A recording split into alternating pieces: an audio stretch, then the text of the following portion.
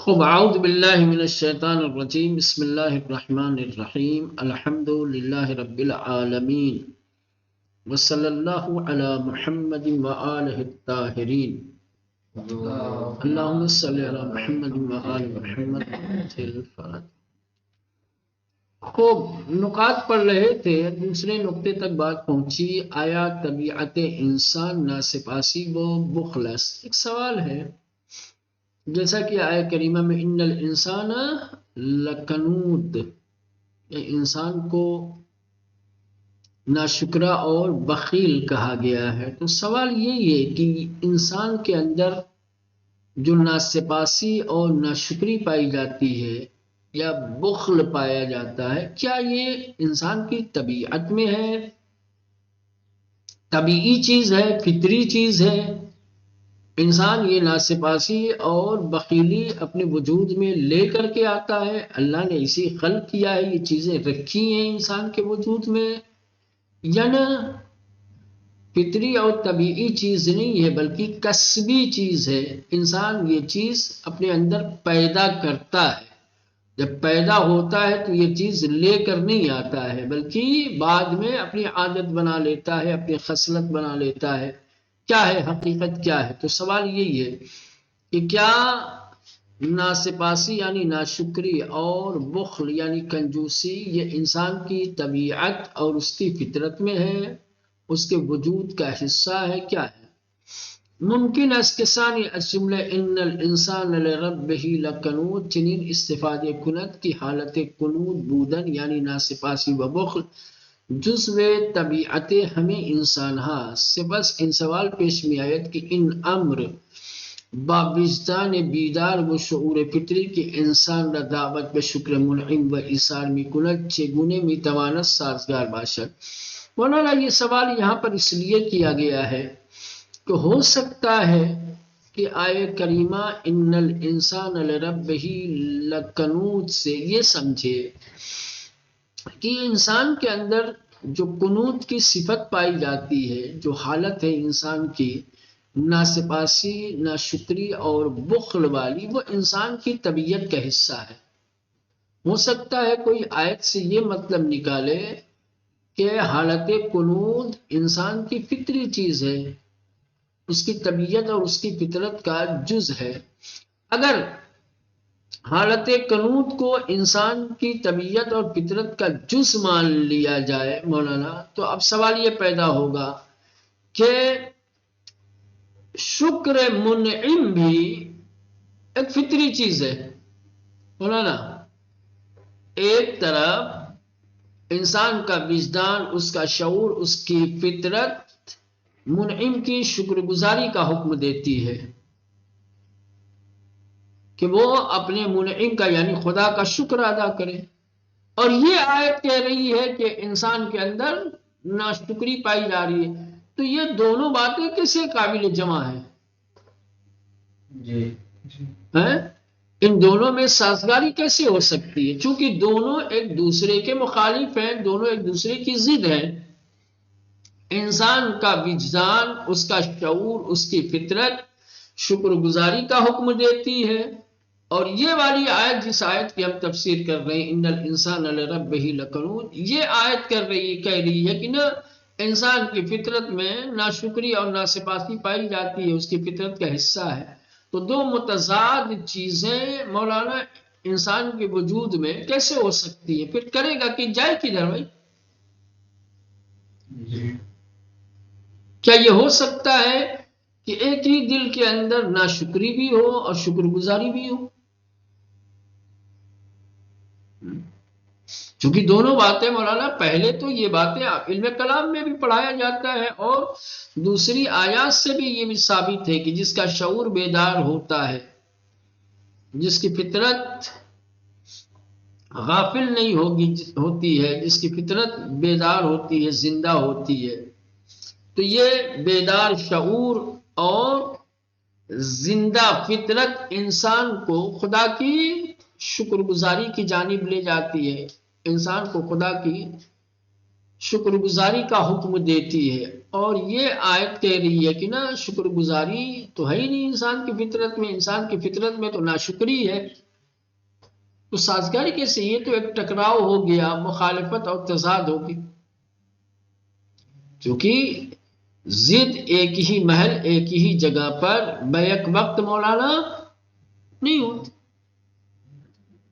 یا تو شکر گزاری فطری ہے تو ناشکری فطری نہیں ہوگی، ناشکری اگر فطری ہے تو شکر گزاری تو یہ سوال، اسی لیے اس سوال کو یہاں اٹھایا کہ یہ جو حالت کنود ہے انسان کے اندر، جو ناسپاسی اور بخل پایا جاتا ہے، کیا یہ فطری چیز ہے یا نہیں؟ ممکن ہے اس کے ثانی کے، ممکن ہے کہ وہ لوگ، کچھ لوگ از جملے ان الانسان لربہ لکنود، اس جملے سے، اس آیہ کریمہ سے چنین استفادہ کنن یہ سمجھیں، یہ مراد لیں کہ حالت کنود بودن، کہ انسان کے اندر جو کنود کی حالت پائی جاتی ہے، یعنی ناسپاسی اور بخل، جزو طبیعت ہمیں انسان، ہاں تمام انسانوں کی طبیعت کا جز ہے، کیونکہ جو فطری چیز ہوتی ہے وہ ہر انسان میں پائی جاتی ہے۔ تو ممکن ہے کچھ لوگ آیہ کریمہ سے یہ مطلب نکالیں کہ انسان کے اندر جو ناسپاسی اور بخل پایا جاتا ہے یہ تمام انسانوں کی طبیعت کا حصہ ہے، یہ تمام انسان میں پایا جاتا ہے۔ اگر یہ استفادہ کیا جائے گا اور یہ مطلب نکالا جائے گا تو سپس ان سوال پیش میں آئے، تو پھر یہ سوال سامنے آئے گا کہ ان امر بابستان بیدار و شعور فطری، کہ انسان کا جو بیدار وجدان ہے، جو انسان کے دل زندہ ہے، جو فکر و شعور رکھتا ہے، انسان کے اندر جو یہ فطرت پائی جاتی ہے کہ انسان ہارا دعوت میں شکر منعم و ایثار می کند، کہ جو انسان کو منعم کے شکر اور ایثار کی دعوت دیتے ہیں، چگونے می توانست سازگار باشد، یہ کس طریقے سے سازگار ہو سکتے ہیں، یہ دونوں باتیں کیسے جمع ہو سکتی ہیں، یہ دونوں باتیں کیسے صحیح ہو سکتی ہیں؟ سوال واضح ہوا؟ جی چلے، نظیر ان سوال در آیات زیادی از قرآن مجید کی انسانها را با نقاط ضعف واضحی توصیف میں کنند مطرح می شود۔ مولانا یہ جو سوال اوپر کیا گیا ہے، اس سوال کی طرح دوسرے اور بھی بہت سارے سوالات ہیں جو قرآن مجید کی آیتوں سے پیدا ہوتے ہیں۔ قرآن مجید میں بہت ساری آیتیں ایسی ہیں کہ جن آیتوں میں انسانوں کی کمزوری، انسان کے نقائص اور عیوب کو بیان کیا گیا ہے۔ جب ہم قرآن مجید میں انسان کے نقائص کو، اس کی کمزوریوں کو دیکھتے ہیں تو یہ سوال پیدا ہوتا ہے کہ اس کے اندر پائی جانے والی یہ کمزوری فطری ہے، اس کے وجود کا جز ہے، یہ کیا ہے؟ سمجھ رہے ہیں؟ یہ تنہا آیت نہیں ہے کہ جس آیت کو لے کر کے انسان کے ذہن میں یہ سوال پیدا ہو رہا ہے، سمجھ رہے ہیں؟ ان الانسان لربہ لکنود سے صرف انسان کی حالت کنود اور اس کے اندر پائی جانے والی کمزوری اور ضعف کو صرف یہ آیت نہیں بیان کر رہی ہے، قرآن مجید میں اور بھی بہت ساری آیتیں ہیں جن میں انسان کی کمزوریوں کو بیان کیا گیا ہے۔ تو ان آیتوں کے سلسلے میں بھی ذہن میں یہ سوال پیدا ہوتا ہے کہ یہ کمزوری اور یہ ضعف اور یہ نقص کیا انسان کی فطرت کا، اس کی طبیعت کا جز ہے؟ جیسا کہ ان الانسان لربہ لکنود والی آیت سے سوال پیدا ہو رہا ہے۔ آسان لفظوں میں مولانا، ان الانسان لربہ لکنود سے کیا ذہن میں سوال پیدا ہوتا ہے کہ یہ حالت کنود انسان کی طبیعت کا جز ہے۔ ایسی اور بہت ساری آیتیں ہیں جن آیتوں میں انسانوں کی دوسری حالتیں بیان کی گئی ہیں، وہاں پر بھی یہ سوال پیدا ہوتا کہ کیا یہ کمزوری، یہ حالت انسان کی فطرت کا جز ہے؟ جیسے ایک جگہ انسان کو ظلم و جہول کہا گیا ہے، ظالم کہا گیا ہے، جاہل کہا گیا ہے۔ ایک جگہ انسان کو ہلوع، کمظرف کہا گیا ہے۔ ایک جگہ انسان کو یئوس و کفور، مایوس اور ناشکرا کہا گیا ہے۔ کہیں انسان کو سرکش اور طغیانگر کہا گیا ہے۔ تو کہنے کا مطلب انسان کے اندر یہ جو اتنی ساری کمزوریاں، اتنے سارے نقاط ضعف پائے جا رہے ہیں، یہ سب انسان کی طبیعت، انسان کی فطرت میں ہے یا نہیں؟ کوئی کہہ رہے ہیں نظیر ان سوال در آیات زیادی، اسی سوال کی طرح بہت ساری قرآن مجید کی آیتوں میں کہ انسان را بانقات ضعف واضحی توصیف میں کند، کہ جن آیتوں میں انسان کے واضح کمزور اور ضعیف نقاط کو بیان کرتے ہیں، مطلب شواذ، وہاں بھی یہ سوال پیدا ہوتا ہے۔ جس طریقے سے یہاں سوال پیدا ہو رہا ہے، اسی طریقے سے قرآن مجید کی ان آیتوں میں جن آیتوں میں انسان کی واضح کمزوری کو بیان کیا گیا ہے، وہاں پر بھی یہ سوال آتا ہے۔ بس در یکجا انسان ظلم و جہول شمرد شدے، مثلا قرآن مجید کے ایک مقام پہ انسان کو ظلم اور جہول کہا گیا ہے، سورہ احزاب کی آیت نمبر 72، ان الانسان لظلوم و جہول۔ معلوم جاؤ ادھر دیکھو گے تو پتہ چلے گا کہ آیت کیا ہے، لیکن یہ دو صفتیں، یہ دو کمزوریاں انسان کی۔ درجہ دیگر دوسری مقام پر حلو یا حلوعا کہا گیا، کم ظرفیت، سمجھ رہے ہیں؟ سورہ معارج آیت نمبر 19 میں ہے، یا دوسری آیت میں یعوس اور کفور یعنی مایوس، نا امید اور نا شکرہ، سورہ ہود کی آیت نمبر 9 میں، یا دوسرے مقام پر طغیانگر، سورہ الگ کی آیت نمبر 6 میں۔ یہ سب انسان کے مولانا کمزوریاں ہیں، یہ انسانوں کے نقائص اور عیوب ہیں جو قرآن کی متعدد آیتوں میں واضح طور پر ذکر ہوئی ہیں۔ تو جس طریقے سے ان الانسان لربہ لکنود پڑھ کر کے ذہن میں سوال آتا ہے کہ یہ حالت کنود انسان کی طبیعت اور فطرت کا جز ہے، ویسے ان تمام کمیوں کو اور ان تمام کمزوریوں کو پڑھ کر کے ذہن میں سوال پیدا ہوتا ہے کہ یہ کمزوریاں اور یہ نقائص کیا انسان کی فطرت کا، اس کی طبیعت کا حصہ ہے؟ آیا براستی ہمیں ان نقاط ضعف، کیا واقعاً یہ تمام کمزوریاں، یہ تمام ضعف در طبیعت انسان نہفتہ، انسان کی طبیعت میں موجود ہے، انسان کی طبیعت میں چھپی ہوئی ہے؟ بائن کے قرآن تصریح میں کند کے، جبکہ قرآن مجید اس بات کی وضاحت کرتا ہے کہ خدا بنی آدم را گرامی داشتے، کہ اللہ نے آدم کی اولاد کو محترم اور مکرم بنایا ہے، ببر ہمیں خلائق برتری بخشی دے، اور تمام مخلوقات کے اوپر فضیلت اور برتری دی ہے، جیسے وَلَقَدْ كَرَّمْنَا بَنِي آدَمَ وَحَمَلْنَاهُمْ فِي الْبَرِّ وَالْبَحْرِ وَرَزَقْنَاهُمْ مِنَ الطَّيِّبَاتِ وَفَضَّلْنَاهُمْ عَلَى كَثِيرٍ مِّمَّنْ خَلَقْنَا تَفْضِيلًا۔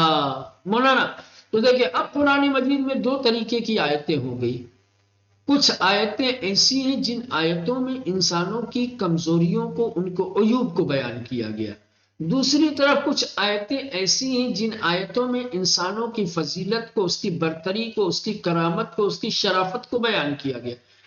تو بات سمجھ میں نہیں آتی ان دو طریقے کی آیتوں کو جب ہم دیکھتے ہیں تو مولانا ذہن میں سوال پیدا ہوتا ہے کہ آخر یہ کس طریقے کا ٹکراؤ ہے؟ ہم ایک جگہ کہتے ہیں کہ انسان سب سے افضل ہے، سب سے برتر ہے، سب سے محترم ہے، اللہ نے ہم انسانوں کو سب سے بافضیلت بنایا، اور دوسری طرف دیکھتے ہیں بھئی اس کے اندر یہ کمی، یہ کمی، یہ کمزوری، ناسپاسی ہے، ناشکری ہے، کمظرف ہے، جاہل ہے، نا امید ہے۔ یہ سب کیسے سازگاری ہوئی؟ کیسے جمع کیا جائے گا ان دونوں آیتوں کو؟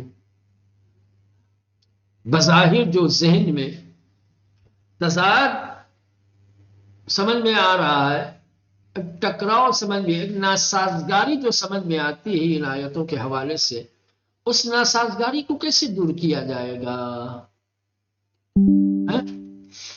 پاسخ این سوال با توجه به یک نکته روشن می شود و آن این که انسان دارای دو بعد وجودی است و به همین دلیل می تواند در قوس صعودیش به اعلی علیین رسد و در قوس نزولیش به اسفل سافلین کشیده می شود. مولانا کہہ رہے ہیں کہ یہ جو سوالات ابھی آیتوں کو پڑھ کے آپ کے ذہن میں آ رہا تھا، یہ جو سوال ہم نے کھڑا کیا ہے، اس سوال کا جواب ایک نقطے سے واضح ہو سکتا ہے۔ وہ نقطہ کیا ہے؟ نقطہ یہ ہے کہ اللہ نے انسان کے وجود کو دو بعدی بنایا ہے۔ انسان کے وجود کے دو رخ ہیں، بولا نا، انسان دو بعدی، دو رخی وجود رکھتا ہے۔ انسان کے وجود کے مولانا دو بعد ہے، دو رخ ہے، سمجھ رہے ہیں؟ ایک رخ وہ ہے کہ جس کو صعودی کہا جاتا ہے، ایک رخ وہ ہے جو نزولی۔ اب انسان کس رخ کو اختیار کرتا ہے؟ جس رخ کو اختیار کرے گا ادھر جائے گا۔ یا یوں کہا جائے کہ انسان کے وجود کے دو راستے ہیں، سمجھ رہے ہیں؟ انسان کے وجود میں دو راستے ہیں۔ اب انسان کس راستے کو اختیار کرتا ہے؟ جس راستے کو اختیار کرے گا اس راستے کی جو منزل ہے وہاں لے جائے گا۔ انسان کے اندر دو رخ کیا ہے؟ ایک صعود اور ایک نزول۔ یہ انسان کے وجود کے دو رخ ہیں، ایک صعود اور ایک نزول۔ صعود کا مطلب یہ ہوتا ہے پستی سے بلندی کی طرف جانا، ضعف سے، کمزوری سے کمال کی طرف جانا، پستی سے، ضلالت سے نکل کر کے شرافت اور کرامت کی طرف جانا۔ یہ ایک رخ ہے انسان کے وجود۔ دوسرا رخ ہے نزولی، نیچے آنا۔ ٹھیک؟ اگر انسان سمت نزولی کو یا وجود نزولی کو اختیار کرتا ہے، اپنے وجود کو نزول کی طرف لے جائے گا، تو مولانا پست سے پستر ہوتا جائے گا، سمجھ رہے ہیں؟ پھر اس کے اندر ہر طریقے کے نقائص، ہر طریقے کے عیوب ظاہر ہوں گے۔ پاسخ ان سوال با توجہ بھی یک نقطے روشن می شود۔ اس سوال کا جواب ایک نقطے کی طرف جب آپ توجہ فرمائیں گے تو واضح ہو جائے گا۔ وہ نقطہ کیا ہے؟ وَعَنْ ان کی، اور وہ قابل توجہ نقطہ، قابل اہمیت بات یہ ہے کہ انسان دارائے دو بعد وجودیس، کہہ رہے کہ انسان اپنے وجود کے اعتبار سے دو رخ رکھتا ہے، انسان کے وجود کے دو پہلو ہیں۔ وَبِحَمِن دلیل می تواند، اور اسی انسان کے وجود کے دو رخی ہونے کی بنیاد پر، اسی دلیل سے در قوس صعودیش، اپنے قوس صعودی کے اعتبار سے بے اعلی علیین رسد، اعلی علیین تک پہنچ سکتا ہے، فرشتوں کی صفوں سے آگے بڑھ سکتا ہے، اپنے آپ کو قرب الہی کی منزل تک،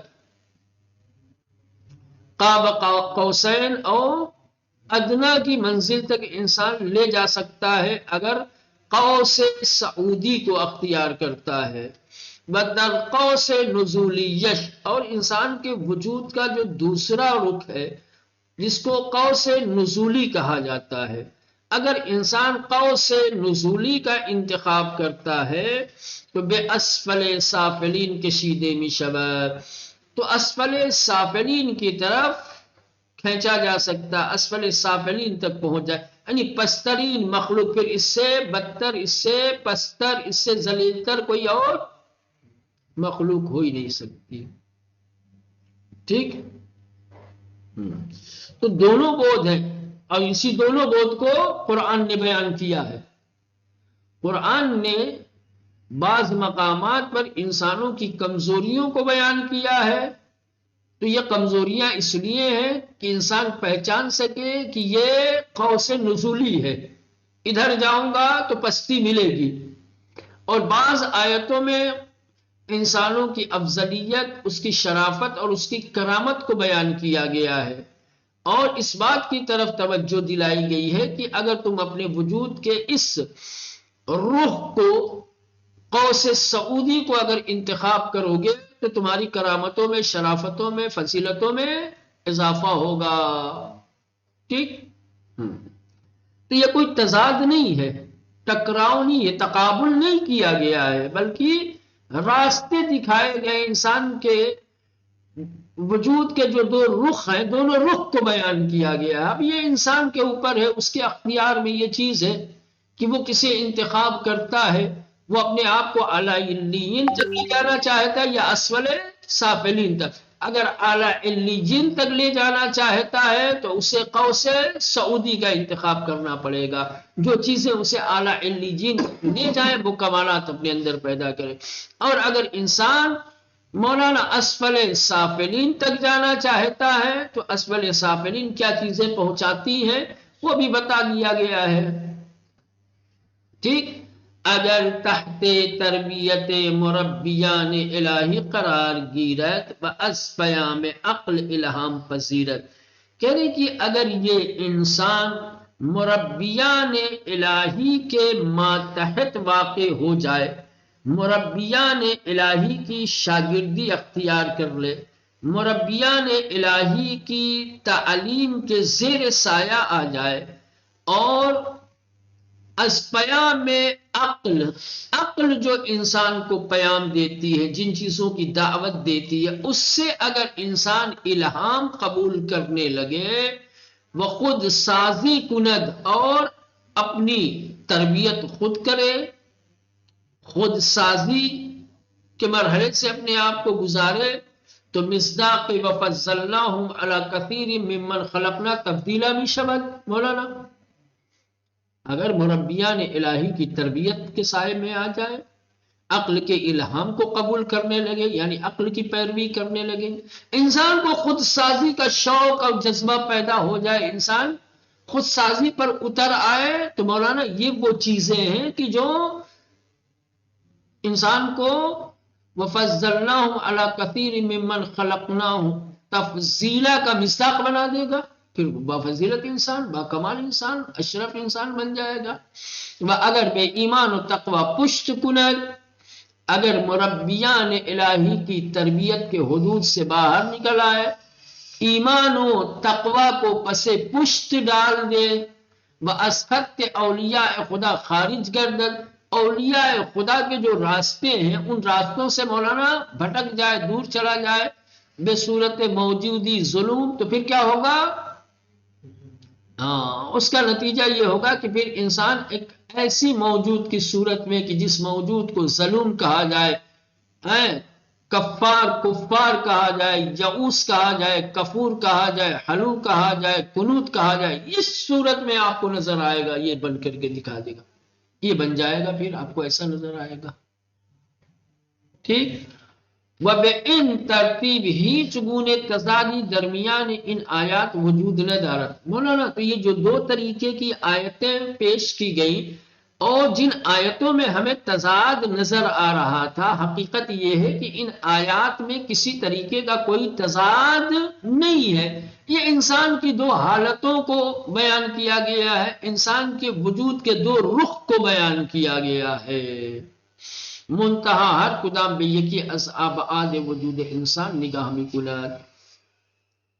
نتیجہ یہ ہے کہ ان آیتوں میں سے ہر آیت انسان کے وجود کے ایک رخ کی طرف مولانا مائل ہے، ایک رخ کی طرف نظر رکھتی ہے، ایک رخ کو بیان کرتی ہے. سمجھ رہے ہیں؟ کرامت والی آیتیں، انسان کی کرامت کی طرف نظر ڈالا، اسے مکرم پایا تو اس کی کرامت کو بیان کر دیا. ٹھیک. انسان کے عیب و نقوص کی طرف نگاہ ڈالی تو دیکھا کہ اس کے اندر یہ کمیاں پائی جا رہی ہیں، تو قرآن مجید نے انسان کی ان نقائص کو، ان عیوب کو، ان کمیوں پہ نظر ڈال کے اس کو بیان کر دیا. آیتوں میں کوئی تضاد نہیں ہے. بات سمجھ میں آئی؟ آری در درون فطرت انسان ریشے تمام خوبیہ و نیکیہ و افتخارات و فضائل نہفتے اس ہم گونے کی انسان آمادگی برائے نقطہ مقابل ان فضائل نیز دارت. ولذا هیچ موجودی در عالم آفرینش درمیان قوس سعودی و نزولیش انقدر فاصلے نیست. کہہ رہے ہاں انسان کی فطرت کے اندر تمام اچھائیوں، نیکیوں، تمام امتیازات، افتخارات، کمالات، فضائل کی جڑیں چھپی ہوئی ہیں. انسان کی فطرت میں مولانا تمام اچھائیوں اور نیکیوں کی جڑیں پائی جاتی ہیں. فطری طور پر انسان کے اندر کمالات، فضائل، امتیازات اور خوبیوں کا جذبہ پایا جاتا ہے. جیسا کہ انسان جو ہے اس کے مد مقابل میں دوسری چیزوں کی بھی آمادگی رکھتا ہے. مولانا انسان کے وجود کے اندر دونوں رجحان پائے جاتے ہیں، اچھائیوں کے رجحان بھی پائے جاتے ہیں اور برائیوں کے بھی رجحان پائے جاتے ہیں. اب انسان جس کی طرف کیا ہے رخ کر لے، مائل ہو جائے، جدھر جھکاؤ پیدا ہو جائے ادھر جائے گا، ہے نا. آری در درون فطرت انسان، ہاں انسان کی فطرت کے اندر ریشے تمام خوبیاں، تمام اچھائیوں کی جڑیں، و نیکیاں اور نیکیوں کی و افتخارات اور اس کے کمالات اور امتیازات اور فضائل و مناقب کی جڑیں کیا ہے نہفتس پوشیدہ ہے، پائی جاتی ہے. انسانی فطرت میں تمام خوبیوں کی جڑیں ہیں. ہم گونے کی انسان آمادگی بالکل ویسے ہی کہ جیسے انسان آمادگی رکھتا ہے برائے نقطہ مقابلے ان فضائل کے مقابلے میں، ان فضائل کو جو اوپر بیان کیے گئے ان فضائل کے مقابلے میں جس طریقے سے انسان مولانا دوسری چیزوں کے لیے آمادگی رکھتا ہے. یعنی اب ادھر کے اسی کو الٹا کر دو، خوبیہ کو بدیہ، نیکیہ کو اشرار کر دو، افتخارات کو آپ جو ہے اس کے رذالتیں کر دو. ٹھیک، تو دونوں طریقے کے انسان کے وجود کے اندر جہاں کمالات کی، نیکیوں کی، اچھائیوں کی جڑیں پائی جاتی ہیں، ویسے ہی انسان ان فضائل اور ان مناقب اور ان اچھائیوں کے مد مقابل برائیوں کی طرف بھی رجحان اور آمادگی رکھتا ہے. ولذا ہیچ موجودی در عالم آفرینش، لہذا عالم آفرینش میں یعنی دنیا میں کوئی ایسی موجود نہیں ہے کہ جس موجود میں درمیان قوس سعودی اور نزولیت، کہ جس کے قوس سعودی اور نزولیت کے درمیان ان قدر فاصلہ نہیں ہے. انسان کے قوس سعودی اور قوس نزولی کے درمیان بڑا فاصلہ ہے، بڑا فرق ہے. دوسری موجودات کے درمیان مولانا قوس سعودی اور نزولی میں بہت زیادہ فاصلہ اصلاً ان کے لیے قوس و سعود مولانا ان کے لیے اصلاً جو ہے سعود و نزول معنی نہیں رکھتا. سمجھ رہے ہیں؟ اسی لیے جانور اگر مولانا کوئی اچھا کام کر بھی دے تو وقتی طور پر انسان وہ کہہ دیتا کہ یار بڑا باکمال ہے، بڑا اچھا کام کر دیا، اس نے فلاں کی جان بچا لی، یہ کر دیا، وہ کر دیا، ہے نا، پھر نظر انداز کر دیا جاتا ہے. اور اگر کوئی غلط کرتا ہے تبھی یہ جانور کہہ کے مولانا نظر انداز کر دیا جاتا ہے، کیونکہ اس کے لیے اصلاً سعود و نزول معنی نہیں رکھتا ہے. سمجھ رہے؟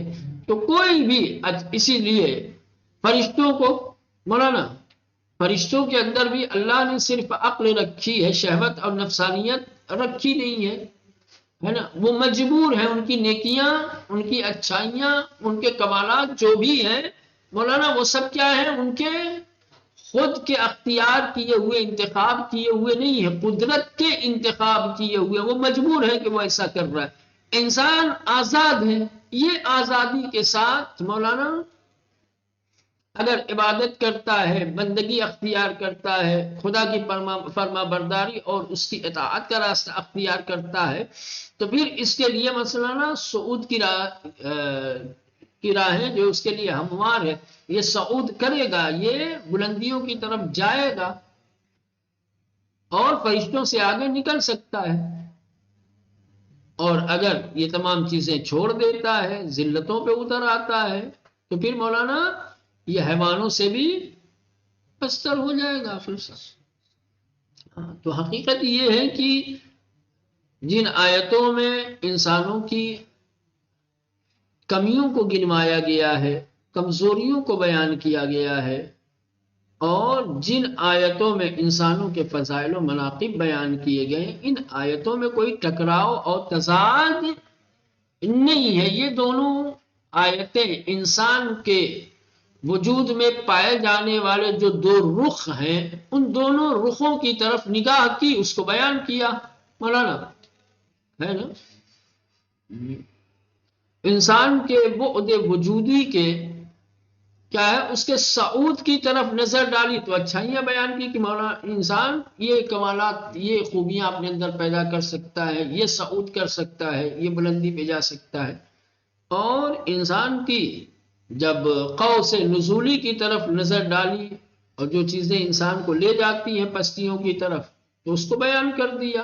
تو یہ تضاد نہیں ہے، بلکہ انسان کے وجود کے دو رخ اور دو پہلو کو بیان کیا گیا ہے۔